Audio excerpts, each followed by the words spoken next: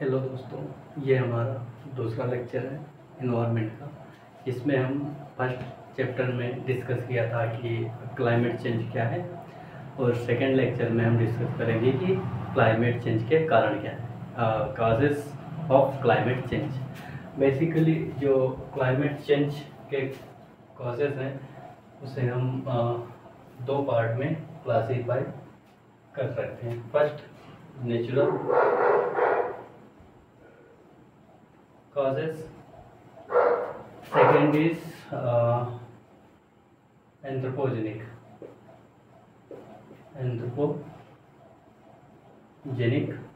causes, जिसे हम बोलते हैं मैन मेड causes। ठीक है, तो जो क्लाइमेट चेंज के कारण है वो बेसिकली दो भागों में विभाजित किए गए हैं। फर्स्ट, एंथ्रोपोजेनिक जो कि ह्यूमन द्वारा होते हैं, और नेचुरल जो कि नेचुरल से होते हैं, नेचुरली जो कि नेचर से होते हैं। फर्स्ट हम स्टार्ट करते हैं नेचुरल काजेज से।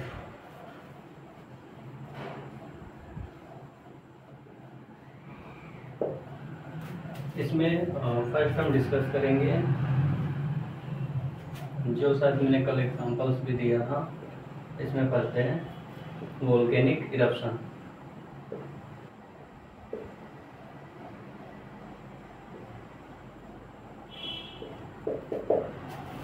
वोल्केनिक इरप्शन से एनवायरनमेंट या क्लाइमेट चेंज में कैसे कंट्रीब्यूट करता है वोल्केनिक इरप्शन क्लाइमेट चेंज में। ठीक है, तो जब वोल्केनिक इरप्शंस होता है तो उसमें से कुछ मटेरियल निकलते हैं। ठीक है, वो मटेरियल्स होते हैं जैसे सल्फर निकलती है, सल्फर रिलीज होती है, वाटर वेपर होता है,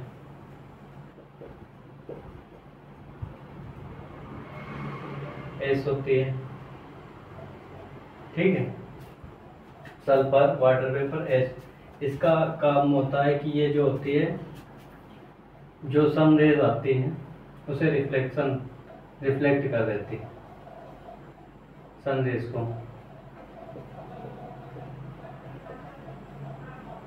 इससे क्या होता है कि कूलिंग होती है।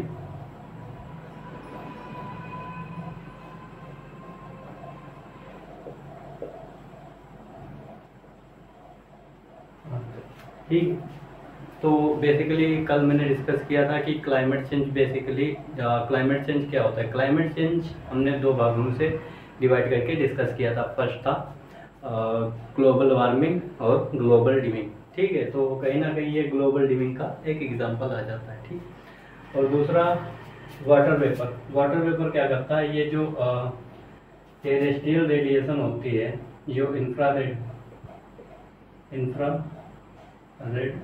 रेडिएशन होती है, उसे एब्जॉर्ब कर लेता है। और जब ये रेडिएशन एटमॉस्फेयर में एब्जॉर्ब हो जाती है तो क्या होता है कि हीटिंग एटमॉस्फेयर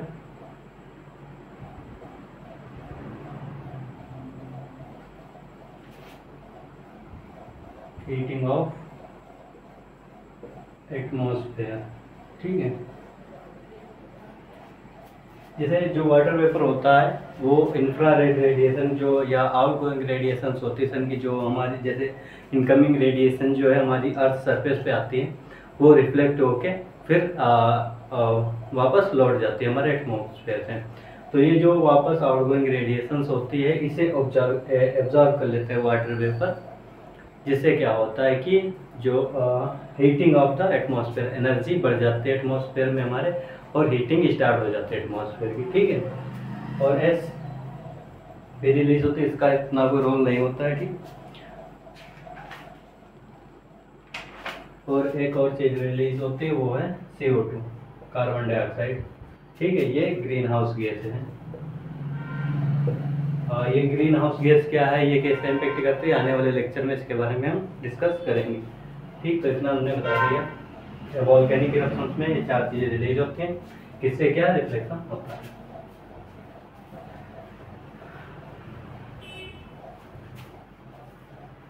नेक्स्ट हम बात करेंगे वो है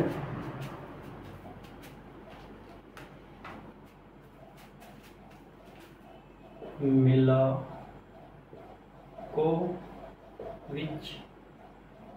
साइकिल। सेकंड जो है मिलाकोविच साइकिल। मिलाकोविच साइकिल क्या होता है, चलो डिस्कस देखते हैं। मिलाकोविच होता है कि जो अर्थ के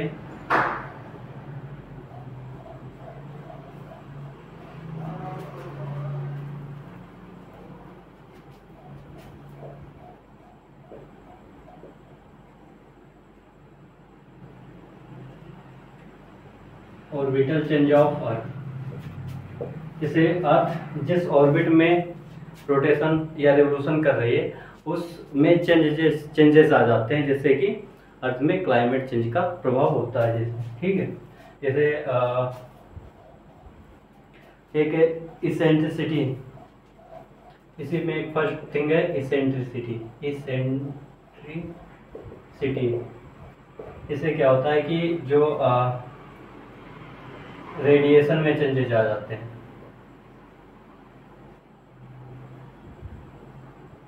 रेडिएशन जैसे कि जो अर्थ पे सोलर रेडिएशन आ रहा है, ठीक है, जो अर्थ पे लाइट आ रही है उसमें चेंजेस आ जाएं, ठीक है, कि कभी मान लो कम रेडिएशन आ रहा है या ज़्यादा रेडिएशन आ रहा है, इससे क्लाइमेट चेंज होता है, तो इसे इसेंट्रिसिटी बोलते हैं। नेक्स्ट है इसमें एक और वो है ऑब्लिक्विटी।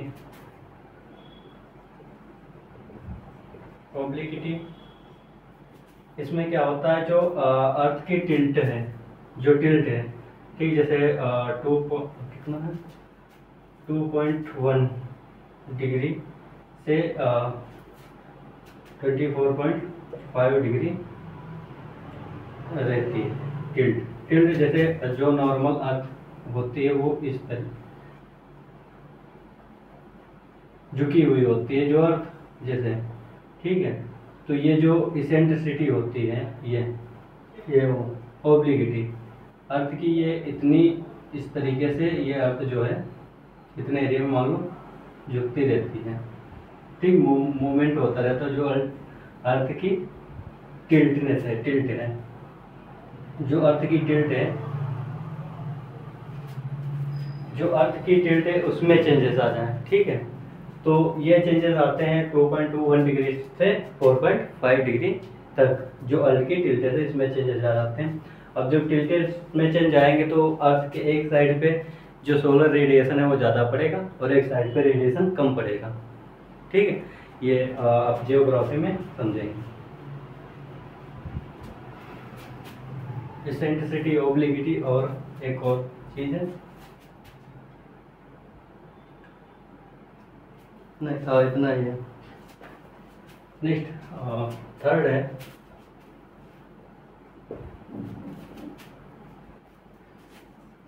वेरिएशन ना solar radiation. Variation in solar radiation का मतलब है क्या कि जो सनरेज या सन से जो सोलर रेडिएशन आ रहा है उसमें चेंजेस हो जाएं, ठीक है। तो उसी वेरिएशन में मतलब जो सोलर रेडिएशन आता है सन से, उसमें जो वेरिएशंस आते हैं उसकी वजह से, उसी कारण से जब क्लाइमेट चेंज होता है तो उसे कहा जाता है वेरिएशन से क्लाइमेट चेंज, ठीक। फोर्थ है चेंजेस इन मैग्नेटिक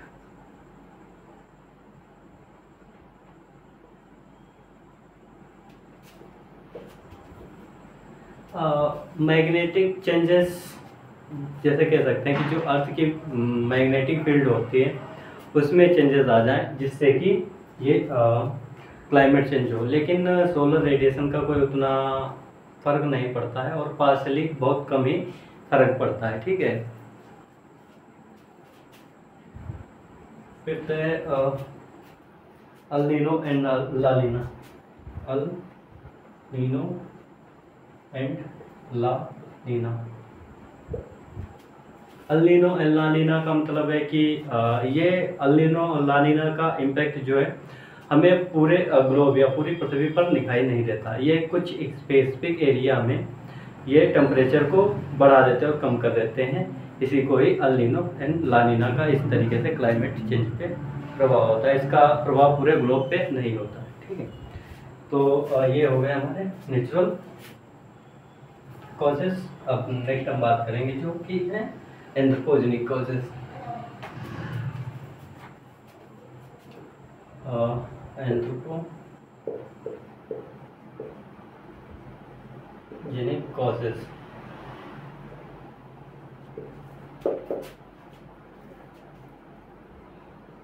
ये मेन ड्राइवर्स हैं modern day climate change.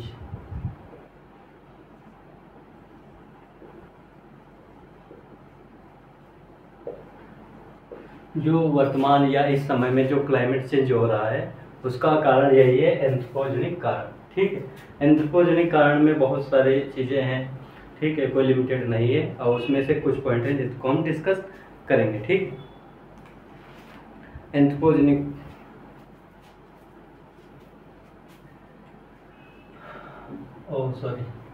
Anthropogenic causes, इसमें फर्स्ट है emission of green house gases. Green house gases क्या हैं और ये कैसे हमारे एनवायरनमेंट को हीटिंग या कैसे हमारे क्लाइमेट चेंज को बढ़ाती हैं, इस पर हम अगले लेक्चर में बात करेंगे। तब तक के लिए समझते हैं ग्रीन हाउस गैसेस। इसमें फर्स्ट हम कह सकते हैं तो वो है CO2, ठीक है। ये CO2 कैसे इफेक्ट करते हैं? देखो, जो ग्रीन हाउस गैसेस होती हैं वो बेसिकली कैसे काम करते हैं। जैसे ये सन है, समझ लो, ठीक, ये हमारी अर्थ है। यहाँ से जो इस तरीके से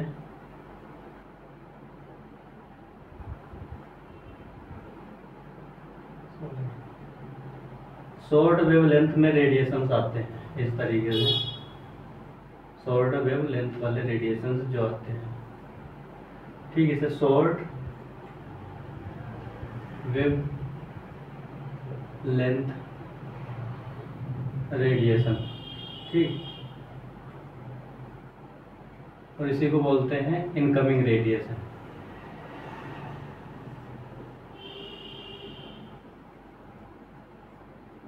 ठीक है, ये आ जाते हैं, ये गैसेस जो होते हैं इसके लिए ट्रांसपेरेंट होते हैं। तो शॉर्ट वेव लेंथ में जो इनकमिंग रेडिएशन वो हमारे अर्थ तक आ जाता है, लेकिन यहाँ से जो रिफ्लेक्ट होती है, ठीक है, तो इस तरीके से ये रिफ्लेक्ट होती हैं लॉन्ग वेव लेंथ में। ये इसे बोलते हैं इंफ्रारेड या आउटगोइंग रेडिएशन, ठीक है। ये इंफ्रारेड या आउटगोइंग रेडिएशन होता है, ठीक, लेकिन ये जो होते हैं ये हमारे एटमॉस्फेयर से निकल नहीं पाती, ये हमारे एटमॉस्फेयर में ट्रैप हो जाते हैं, जो कि और ये ट्रैप किसमें होते हैं? जो गैसेस होते हैं, जैसे कार्बन डाइऑक्साइड, CO2 है, मीथेन है, नाइट्रस ऑक्साइड है, और भी बहुत सारी गैसेस हैं, ठीक। ये गैसेस इस जो इंफ्रारेड या आउटगोइंग रेडिएशंस है उसे एब्जॉर्ब कर लेते हैं और एटमॉस्फेयर को हीटिंग प्रोवाइड करते हैं, जिससे हमारा एटमॉस्फेयर वो हीट हो जाता है, गर्म हो जाता है, इसी से ही क्लाइमेट चेंज होता है, ठीक है। तो ये समझ में आ गया होगा कि ग्रीन हाउस गैस क्या है, ठीक। तो ये इनका सोर्स क्या है, ये कहाँ से रिलीज होते हैं? Burning of fossil fuel,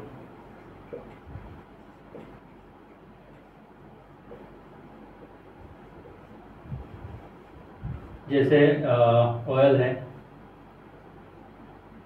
gases हैं, ऑयल, गैसेस और कोल, इन चीज़ों को जब हम जलाते हैं तो उसमें से कार्बन डाइऑक्साइड निकलता है, ठीक है, जो कि क्या एक ग्रीन हाउस गैस है हमारे क्लाइमेट चेंज का। मेनली ये भी कारण है, मेनली यही कारण है, ठीक।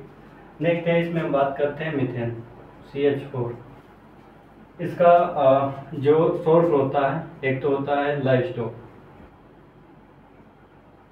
जैसे जहाँ पे जानवर रहते हैं या पशुपालन किया जाता है वहाँ से मीथेन रिलीज होती है। नेक्स्ट है इसमें rice field,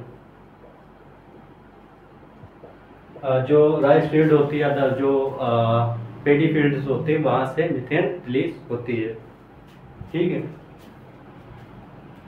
wetland, wetlands, wetlands में क्या आते हैं, वेटलैंड्स जिन्हें हम बोलते हैं आर्द्र भूमि, उनसे भी मीथेन गैस रिलीज होती है। और एक और है, और भी बहुत सारे सोर्स हैं नेचुरल गैस फील्ड, जो नेचुरल गैस जहाँ से निकाली जाती है वहाँ से भी मीथेन रिलीज होती है। और एक नेक्स्ट है इसमें नाइट्रस ऑक्साइड। ठीक है। और इसका मेन सोर्स जो है ये जो रिलीज होती है फर्टिलाइजर्स, फर्टिलाइजर्स जो फर्टिलाइजर्स फार्मर्स यूज करते हैं अपने खेतों में, वहाँ से भी N2O रिलीज होती है। ठीक है। और इंडस्ट्रियल एक्टिविटीज़,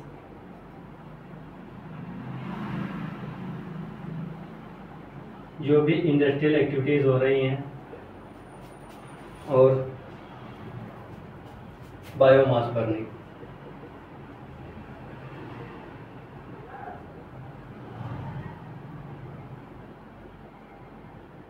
बायोमास बर्निंग। ठीक, बायोमास बर्निंग से भी मीथेन रिलीज होता है, वो नाइट्रस ऑक्साइड रिलीज हो तो यहाँ से कार्बन डाइऑक्साइड भी रिलीज होगी। और ठीक है। तो फर्स्ट पॉइंट था emission of green house gas. जो ग्रीन हाउस गैसेस का एमिशन किया जाता है ह्यूमंस के द्वारा, वो मेनली हमारे क्लाइमेट चेंज को प्रभावित कर रहा है, क्लाइमेट चेंज को बढ़ा रहा है। ठीक है, नॉट अ प्रभावित नहीं, बढ़ा रहा है, जो कि मेन कारण है हमारे क्लाइमेट चेंज का। नेक्स्ट इसमें हम बात करेंगे सेकेंड पॉइंट, वो है सेकेंड पॉइंट की हम बात करते हैं डिफोरेस्टेशन।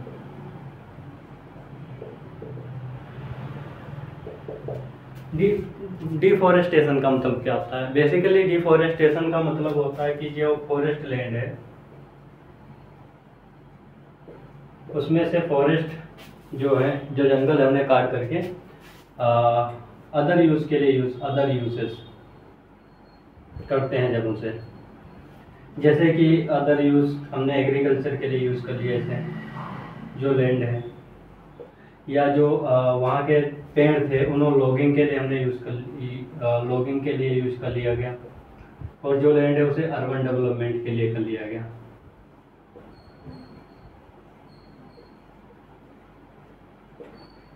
ये होता है डिफोरेस्टेशन। डिफोरेस्टेशन में जो फॉरेस्ट लैंड है उसका यूज़ अन्य कामों के लिए किया जाता है, उसे जो पेड़ है उन्हें काट करके, या पेड़ों का यूज़ लॉगिंग के लिए कर लेते हैं। ठीक है।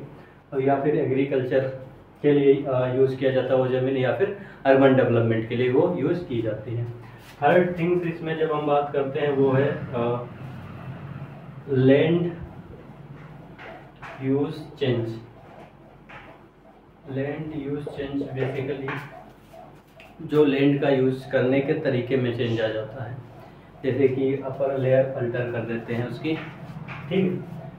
जैसे मैंने बताया ना, इसमें डिफोरेस्टेशन में थोड़ा बहुत यही है कि जो हमारी लैंड है उसका use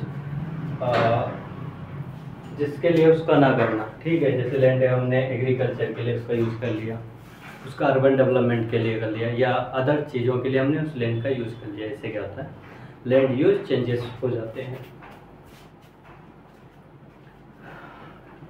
next industrial activities.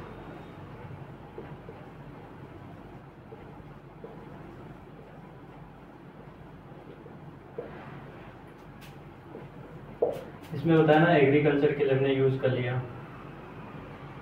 Pasture के लिए, या कोई लैंड है, या जो अपर लेयर होती है लैंड की, ठीक, जो हमारी सॉइल है, सरफेस जो है लैंड, उसकी अपर सरफेस जो होती है उसको हटा लिया, उस मिट्टी को कहीं और ले जा करके किसी एक और काम के लिए यूज़ कर लिया, जैसे कहीं कोई खाली जगह उसे भरने के लिए। ठीक है। इंडस्ट्रियल एक्टिविटीज़ की जब बात हम करते हैं तो क्या है, इंडस्ट्रियल एक्टिविटीज़ से हमें CO2 और अदर पोल्यूटेंट रिलीज होते हैं।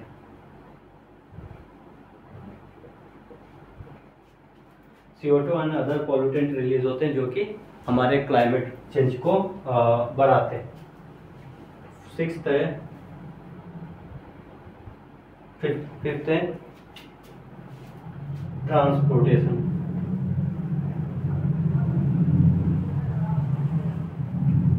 ट्रांसपोर्टेशन मतलब जैसे हम जो ट्रांसपोर्टेशन में वाहन यूज़ करते हैं वो कैसे होते हैं, उनमें मोस्टली हम फ्यूल का यूज़ करते हैं, जैसे या तो नेचुरल गैस होगी, ठीक है, या तो उसमें नेचुरल गैस, पेट्रोल, डीजल या इसी तरीके से फ्यूल यूज किए जाते हैं, जिससे क्या होता है, जिनके जलने से CO2 रिलीज होती है, और CO2 किसी ग्रीन हाउस गैसेस है, ठीक है। तो ये हो गया हमारा पूरा जो काजेज हैं क्लाइमेट चेंज के, ठीक है। अगले चैप्टर में हम डिस्कस करेंगे ग्रीन हाउसेस गैसेस कौन कौन सी हैं, और ग्रीन हाउस गैसेस जो हमने ये ब्रीफली डिस्कस किया, थोड़ा और इसको डिटेल में डिस्कस करेंगे। ये समझाने के लिए था कि ग्रीन हाउस गैसेस कैसे इम्पेक्ट करती हैं, थोड़ा ग्रीन हाउस गैसेस पे चर्चा होगी, ठीक, ओके।